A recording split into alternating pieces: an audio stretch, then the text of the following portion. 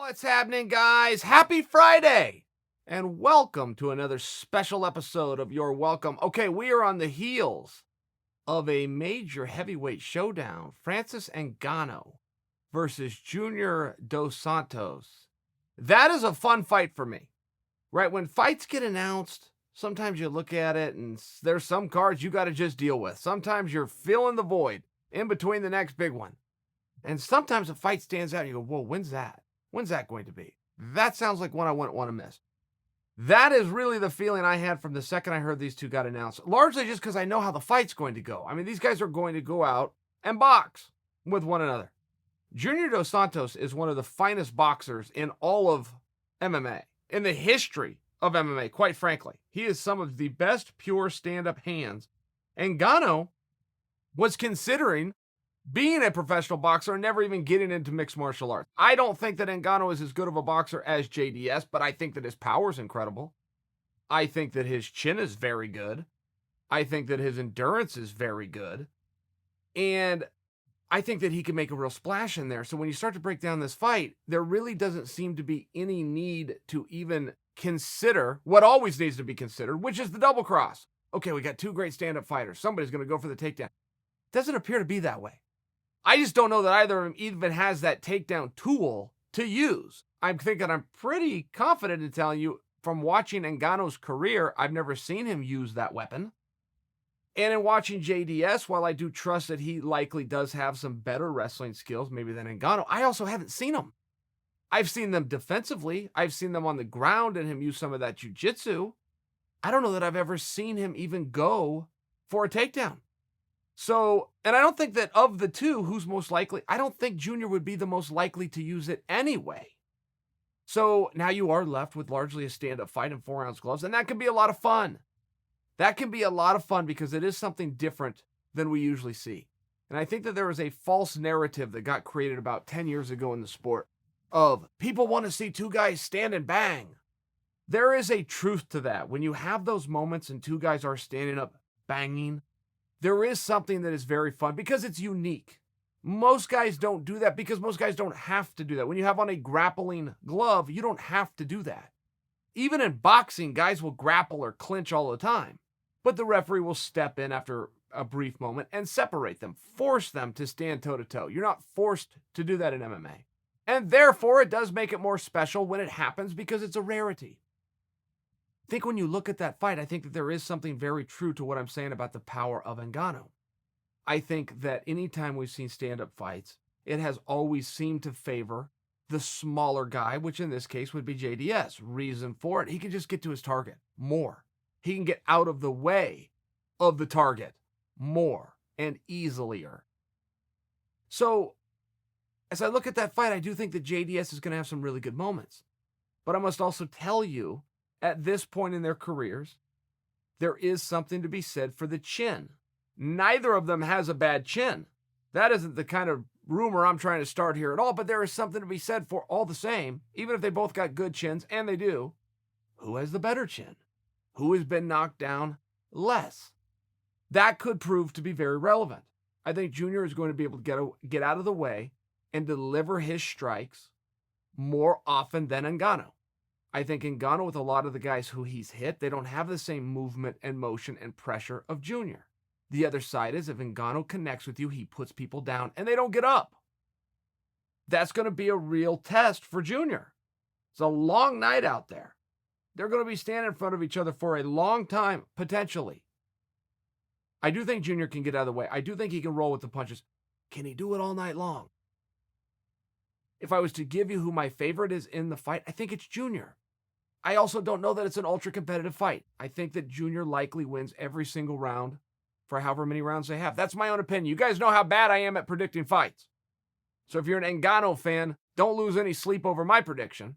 I just see two guys going out there and making it a real boxing contest with Junior being the quicker of the two. And I would be very surprised and very even impressed if Junior was able to put Ngannou down, because I do believe Ngannou has a very special chin, very sturdy and strong guy, good weight, good muscles in his hips and his ass, things like that that can absorb those shots. But I do think that's going to be a fun fight. And I do think that we're going to have two guys stand and bang. So let's see what happens there. There's another dialogue that got started. I heard this from Joe Rogan, but then I read that Dana White was co-signing this. And it was just a statement of saying, we would like to see Jon Jones's loss to Matt Hamill, be overturned. And I don't fully know what that means. So let me guess as to what that means. I believe they would like Jon, who does have a blemish on his record. Jon Jones is roughly 20-1, 22-1, whatever he is, and 1. For anybody that hasn't followed the sport for a long period of time, let me tell you where that 1 comes from. Jon was fighting Matt Hamill in Nevada. Relevant. If you're going to overturn something, you got to go to a commission. In this case, it would be Nevada. And Jon Jones was absolutely dominant in the fight. And at one point, he was on top of Hamill, and he was looking to finish the fight by delivering strikes. Well, when he was delivering those strikes, they were elbows, and those elbows went to the back of the head of Matt Hamill. That's illegal. The referee for that match was Steve Mazzagatti. Steve Mazzagatti stepped in, broke the action, checked on Hamill, didn't think he could continue, can't continue because of illegal strike. Pretty obvious where this goes. You disqualify Jon Jones. Now, that was disappointing and disheartening to so many people because Jon was so dominant within the fight. I'm not sure what that has to do with the story. I hear that being told and retold, but I don't fully get it myself. Whether he was dominant or not, whether he was losing or ahead, whether he was... I don't really get... If there was an illegal strike and the referee called it illegal and decided the other athlete can't go on, there was only one remedy for that situation, which is a disqualification, which was called. Now, there has been some big frustration over the years to those elbows even being illegal. And Joe Rogan specifically is just completely appalled by the 12-6 elbow rule. Joe Rogan is not without good reason for being appalled, and the reason given was this. The Nevada State Athletic Commission saw some video of one of these karate masters or something along these lines, these traditional martial artists, stacking up a whole bunch of bricks, using an elbow to break through all of those bricks. And the elbow on that video was what is called the 12-6 elbow. The 12-6 elbow is just like if you're looking at a clock, guys, and your fist points towards the 12, and you bring your elbow down towards the 6. So straight up and down elbow. If you turn that at all, if you make that a 1-7 or an 11-5, by example, it's legal. It just cannot be a straight up down 12-6. The reasoning for that is the Nevada Athletic Commission saw the video of this guy breaking through 6 or 7 or 8 bricks, and it deemed that was just too brutal, too effective of a technique. Now that is where Joe Rogan and others scratch their head and have turned their head to the side and laugh. Because yes, that is a level of ridiculousness. And no, nobody broke a brick in any kind of strike. Those bricks are all staged ahead of time. They're all already broken and glued to whatever gamesmanship goes into some of those videos you see where a guy is doing some incredible feat, like breaking 8 bricks at a time with a 12-6 elbow. It's fake. Nowhere in the world could any of those guys go out to a job site, grab the masonry, say, hey, stack up a couple of those bricks. I'm going to turn them into powder for you. Never. He picks the bricks. He sets up the camera. He edits it. He puts out the footage. Okay. I only share that with you because, yes, if you want to laugh at that and say, hey, that rule is silly, particularly because of the reasoning that you gave us, I think that you're well within your rights. Here's the problem where you're not within your rights. It's still the rule. They never needed to share with us in the first place why they made that rule. That was their biggest mistake. Make the rule and move on. Instead, they shared with us, which of course then made themselves look like fools. Either way, the rule got written down. And the athletes agreed to abide by the rules. So when Jon did throw those elbows, and they absolutely went into the back of the head of Matt Hamill, they were completely illegal. Completely. In addition to that just being the way it is, you then are left with what's called referee's discretion, where the referee can decide, well, yeah, it landed in an illegal spot, but that was because Hamill was moving. Hamill moved into it. It wasn't Jon's fault, or vice versa. But either way, it is a decision made game time, meaning on the fly, in the moment, and then you have to live with it. I'm just not aware of any remedy after the fact. I know that there is an appeals process, particularly in the state of Nevada. I don't know what that rule states, but I think that it has to be done within 2 weeks. If I'm wrong, it's within 30 days. Either way, this has been years and years and years. People bet. Those tickets were cashed. Some casino lost their money, had to pay. I mean, when you're done, you're done. When a deal is closed, the deal is closed. It would just seem to me, and I might be about to learn something here. We all might be about to learn something here. It doesn't seem as though there would grow legs to an argument with this much time removed, with a referee's discretion invoked, with rules already in place, where because you don't like the outcome, you could get out your pencil and erase it. It just doesn't seem to me that there would be any way to do that. I don't know within any rule with this much time that has lapsed and how you would get around referees' discretion. We have seen a lot of controversy in this sport and other sports. But ultimately, once you tear that cage down and you pull out and go on to the next town, there isn't a whole lot of time. And this isn't just unique to us. I don't really have a dog in this race. I wouldn't mind if we all learn something and there's a way to overturn that. Okay, great. It'll be something new, and believe me, we'll be talking about it. If there's not a way to do it, okay, great. It's exactly what we thought there was, and there was no time to do it, and we won't have as much to talk about. But we have seen this in other sports, and a lot of times people don't always understand the time. Let me give you a couple examples. There was a wrestler, Ian Miller, was in the quarterfinals of the NCAA tournament. This is fairly recent, 2011, 2012, 2013, not that long ago. And he's wrestling a young man from Cornell. And when the match ends, the score is wrong. The referee scored the match correctly. When they held up the points, the table that then flips those points flipped them for the wrong guy. Well, so many points had gone up and there was such a scramble and such a mess that the wrestlers didn't even really realize it. They look up and Ian Miller, even though he had won, kind of didn't disagree with the board. Okay, I lost. There's points coming up everywhere. Shook hands and walked off. Now, his coaches are staying there mat side and going, no, wait, just a second. We had those points. You flipped the points to the wrong person. The table then looks at it. And the way a wrestling match is scored, not only do they flip the points over for the color that's awarded, they also write it down.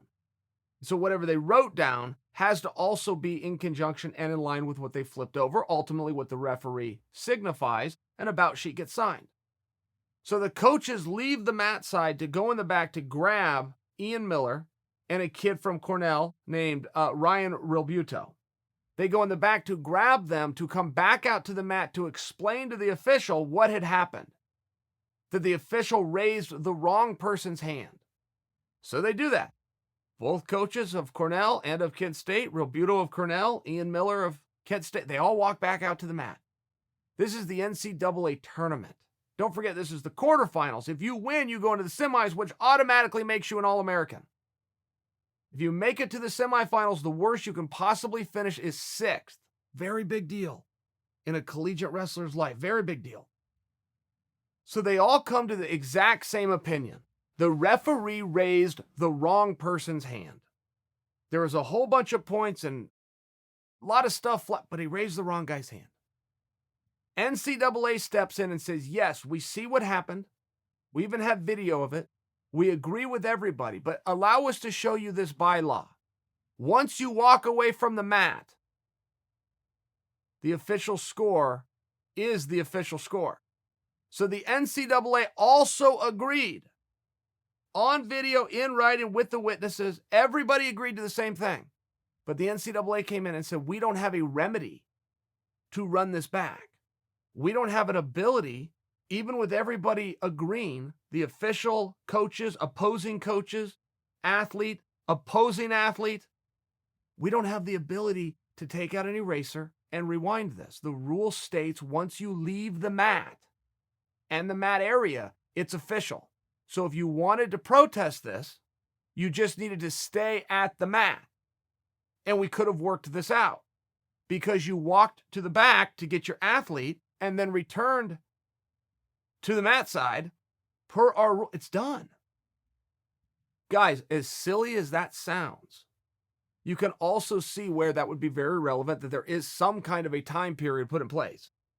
I mean, even for crimes, there's something called a statute of limitations. You can't just go back forever. You have to go back to some amount of time. So the way the NCAA, at least for wrestling terms, viewed that amount of time was the second you leave that area, you're now done. It also brings to mind there was a South Korean in 2008 in the Summer Olympics, and he should have won the gold medal, the all-around gold medal, the most coveted prize amongst athletes in the entire Olympic Games is the all-around gymnastics champion of both men and women. That is who the other athletes will look at as the predominant and best athlete amongst them.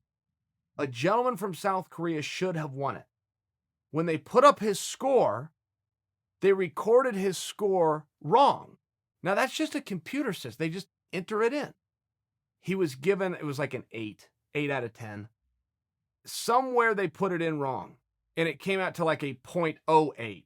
Whatever it was, it totally took his score away. He should have won the gold medal. Instead, an American named Paul Hahn moves up in the rankings to number 1.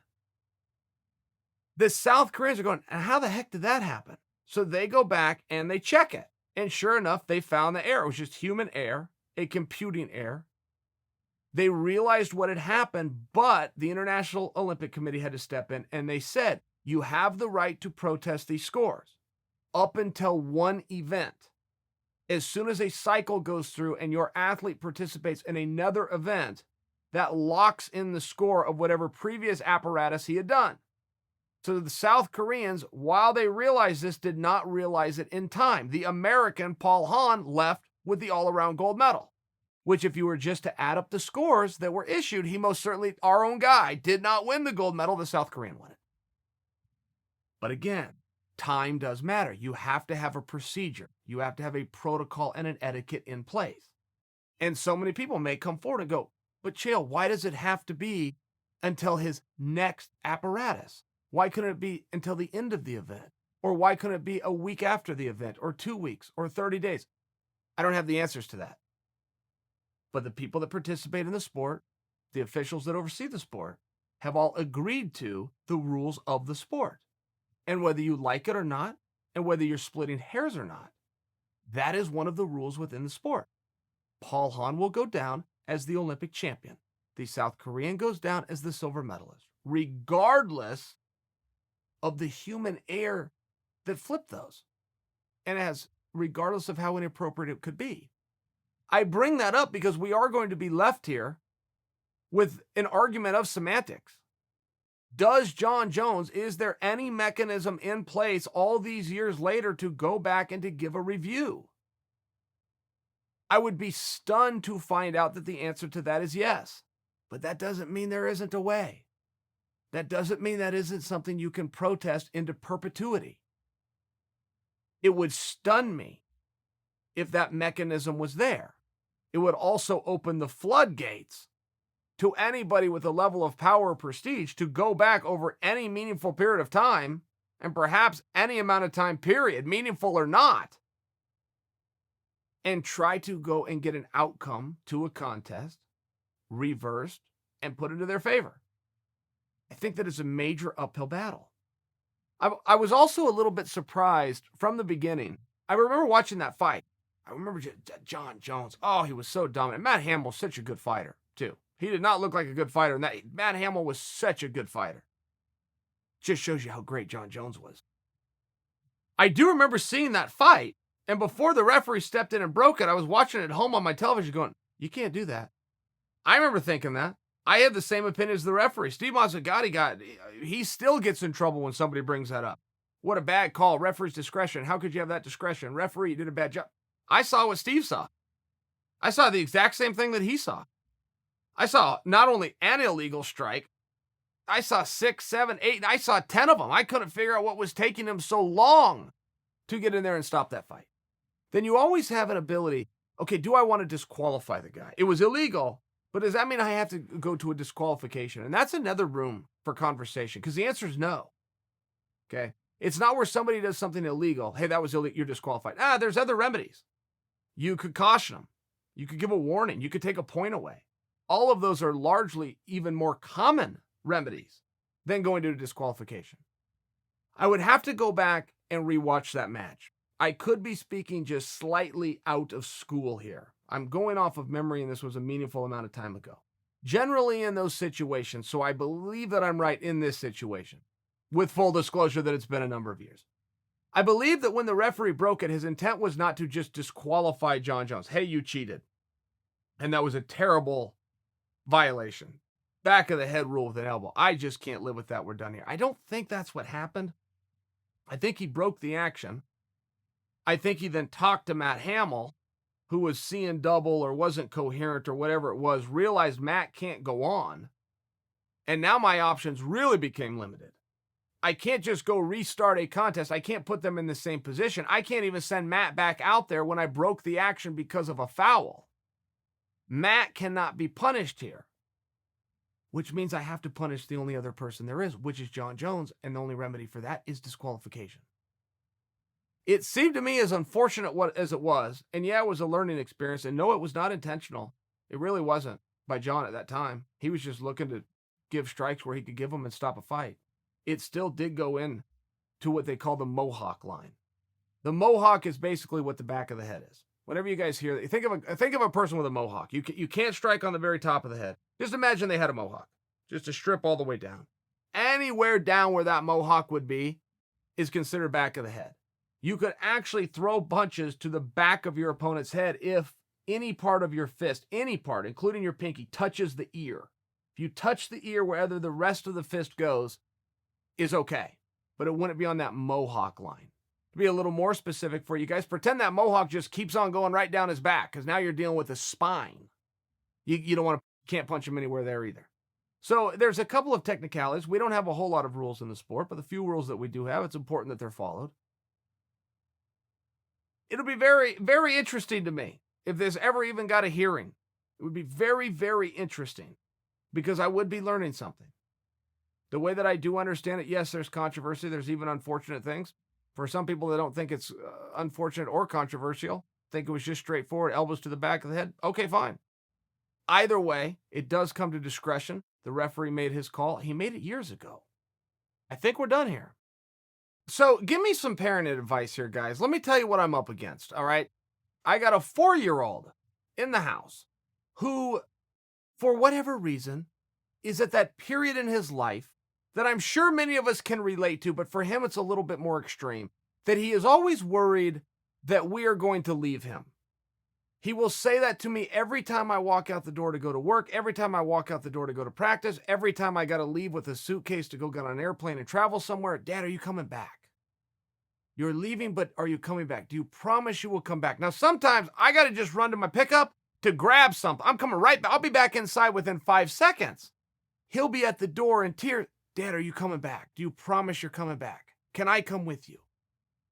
So it's a very sweet thing, right? It's terrible to see that look in his eye, but boy, it can sure make you feel good when all you got to do is step out to your truck to grab a paper that you left behind and then have a young man at the window waiting for you. So now this has even grown now to where it's not when I'm leaving the front door or I'm leaving for a suitcase or I even got to leave for the day. It's now when he goes to bed at night and I've got to just leave his room so he can get some sleep. Dad, you're not going to leave, are you? If I wake up, you're not going to be gone. You promise you'll be here. Yes, I am not leaving anywhere. I promise you, champ, I'll be here. So this is now extended to him having to come check to make sure I'm telling the truth. So at 2 a.m, my spidey senses go off. In the dark of night, I open my eyes, and there he is standing at the foot of my bed watching me sleep to make sure I haven't left him. So that will startle me as soon as I move or I speak or I say, Thero. He takes off running. No hi, no hello. He just runs, and I can hear him run all through the house, run up the stairs. I hear his bedroom door shut. I hear him jumping back. I can hear the whole thing. He will never acknowledge me when I say his name. He'll never say, oh, hey, Dad. Oh, just came to check on you. Just making sure you didn't leave. He won't say anything, which signifies to me he knows he's not supposed to be up and roaming. He knows he's not supposed to be up and out of bed. 2 nights ago, I go into his room to wake him up in the morning. He wakes up in the morning, he yells, "Come get me, I'm awake." All right, go in his room to get him up. I notice when I go in there, he's got a little cracker snack by his bed that I did not give him the previous night. So I said to him, "Hey, champ, where'd these goldfish come from?" So it turned out somewhere in the middle of the night, he doesn't know what time it is. I don't know what time. Somewhere in the middle of the night, let's call it 3 a.m., he went and raided the kitchen and got himself a cracker snack. Cool. No problem with that, except there's a little bit of a bigger talk here, which is, son, when I put you to bed, you have to stay in bed. The reason for that is not dad being some kind of night policeman that's watching your sleep. I'm okay with natural consequences on sleep. Okay, he's got to go to school each day. He's got gymnastics after that. I'm tired isn't going to work. Then you're going to go through school tired, or you're going to go through gymnastics tired. That will be a natural consequence of you not getting a good night's sleep. Me as a parent, I will make sure you are in that bed for 10 hours. What you do with that 10 hours is kind of up to you. There's no TV in there. He's not playing Xbox. Fortunately, we haven't even got to that. He doesn't have the iPad. I mean, he's either going to sit there bored or he's going to sleep. And then for the large part, he sleeps. But there's a bigger discussion of him up roaming the house at all hours of the night. And I don't know where to go with this. Oh, I should add this in his defense. A few nights ago, now we were on the road. Okay, I just came off the road for 15 days. Did a week in England. I apologize. A week in New York. A week in England. Plane emergency landing. Did a night in Omaha. So when we're in these different unknown rooms that are not familiar to him, when he wakes up, I could imagine where that would be a little bit scared. So you got to jump out of bed and see where everybody's at. I get that. So when I'm in Omaha and I look down at the foot of my bed is the silhouette of my 4-year-old, I can see where that is a little bit different than being home. So I did have a talk with him and said, "Son, I understand that you're scared that I'm going to leave for whatever reason, but I do understand.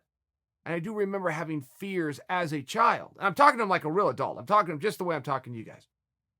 So just so you know, it's okay to come check.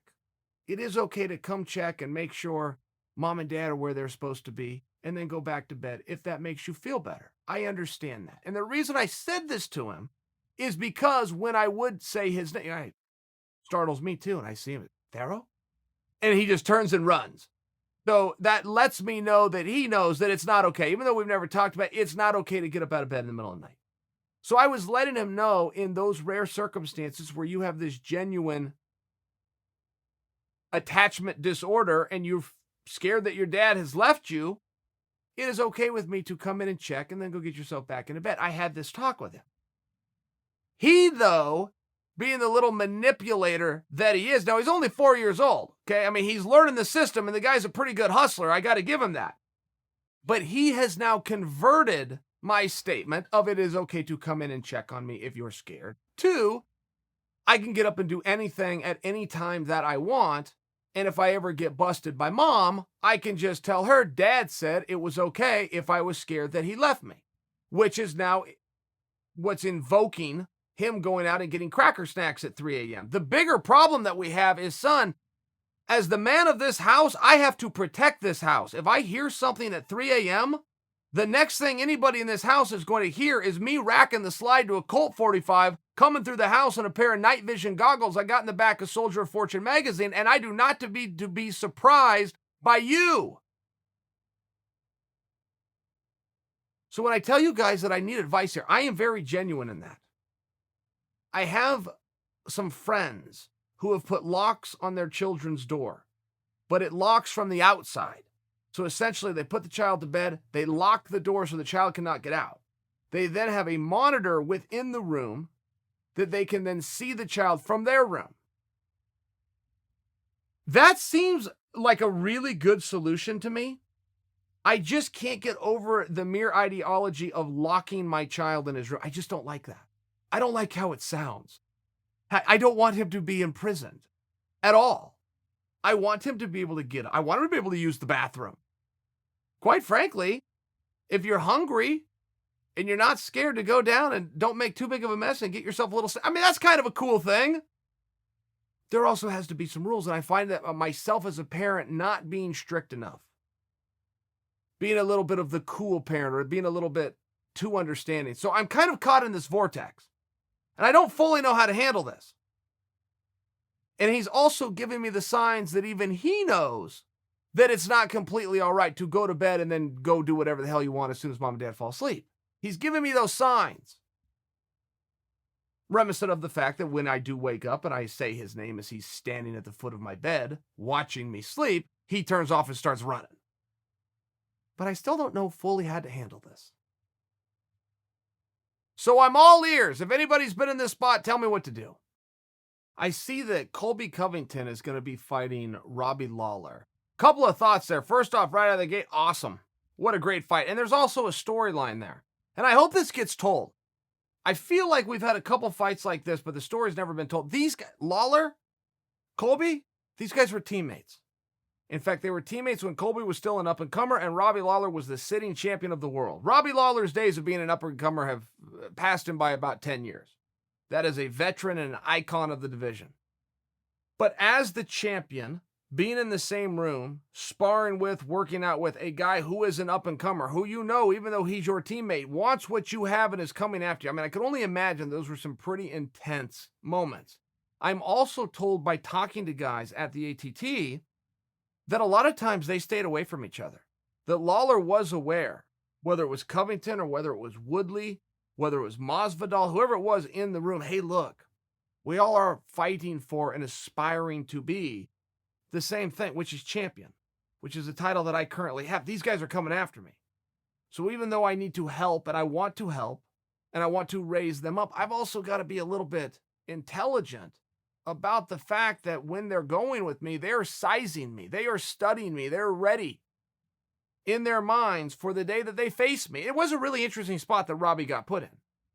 Good spot. Only one of them's going to be in it. He's going to be called the champion. But you can see where that would come from. Somewhere over time, Robbie Lawler left that gym, opened the door for guys like Tyron Woodley, and now for Colby Covington. So incredible fight with an incredible backstory, and I hope that story gets told. I think that some of that infighting, I think some of that drama of the gym ultimately leading Lawler to seek training elsewhere, I think that that's fun part of the story and the build-up for the promotion. You've got the former world champion in Robbie, the former interim champion in Colby. I mean, right, it's a super fight. No way around it. It's hard to look at that, though, and not instantly get the larger narrative, which is what's going on at 170. I thought Kamaru Usman was fighting Colby Covington. I thought that because Kamaru Usman and Colby Covington both told us that. I thought that that was even signed off by the promotion. So if Colby is going to fight Robbie, if Askren is going to fight Masvidal, it would seem that the door is now open for a number one contender in that division. Kamaru's already in the car. He's already sitting in the front seat all strapped in, but he needs a passenger.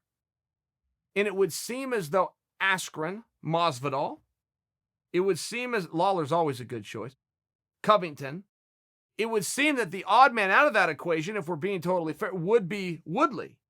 Woodley's not going to just slide back into a rematch with Kamaru, most likely. He's going to have to do something in between. At one point, it was Woodley versus Lawler in a rematch. Woodley, I believe, had to pull out of that because of, was it a hand injury? Was it hand? Something happened there, but either way, Colby's in. But let's not miss the bigger story. Let's not miss bigger what we're being told here. Not just to look forward to a great fight between two former teammates, Colby and Robbie, but it also appears that now we're going to see some new vetting. We're going to see some new biting for that number one contendership. And I think absent an opponent, and particularly if he's on the injury list, in fairness, we can probably push T. Wood over here for the time being. And now there's 4. We're down to 4 guys, which that still would be new blood. A lot of people are going to look at Robbie Lawler and go, I don't know if Robbie could really, because he was already there. No. This is fresh blood. Robbie and Kamaru Usman have never met up. They've never fought before. So Robbie is a very good pick for that. Masvidal is gaining all sorts of steam and has had a bunch of fans behind him sitting there going, hey, when's he going to get his shot? Well, coming off a big win. 2, frankly, if you want to count Leon Edwards. Ha ha. Elbow, elbow, wink, wink on that. Get a win over Askren? Be pretty hard to tell him no. And then you got Colby. I thought Colby was already told yes. I thought that was already a yes. So it seems like there's some turmoil and there's some up and down at 170 pounds right now. But I think from a fan, I imagine to be one of those guys I just named, it's probably pretty annoying. To be a fan sitting in my shoes, it's a lot of fun. I like it. I like the parody. I like the drama. I like the fights that we're going to have. I like the fact that Kamaru Usman's in a driver's seat strapped in, waiting for somebody to get in the passenger seat. And don't kid yourself. When the chips fall, he's going to have a say in this too. He will play it publicly in one way, but he will play it privately in another, which is to look at whoever comes out of those fights, look at who he personally believes is the best matchup for him to keep what he wants, which is the belt, and then he'll start to lend his blessing and his hand in that specific direction. That's fun. And it's interesting. It'll be compelling to see what Kamaru wants to do. None of those options are easy, but they're not drawing into anybody easy either. Kamaru's a world champion for a reason. I think he plans to keep that belt. But I think he's got a number of really good options who are coming his way. Let's see how this plays out. Guys, I'm looking at the clock, and I'm realizing I must bid you adieu. But I'll be back next week. We're going to recap the fights. We're going to recap Junior Dos Santos versus Francis Ngannou. We're going to recap everything we should be looking forward to. We're rolling into International Fight Week. Until next time, I'm Chael, and you're welcome.